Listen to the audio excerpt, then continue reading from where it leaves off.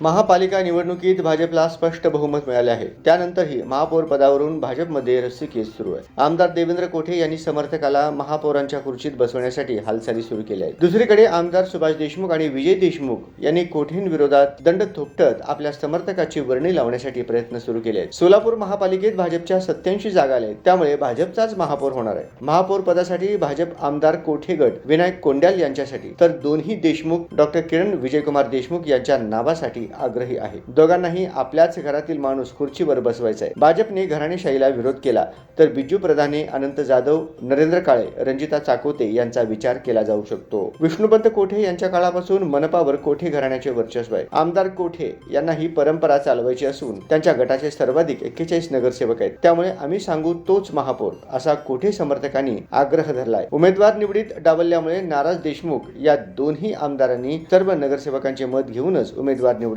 अशी भूमिका देशमुख गटाने घेतली आहे.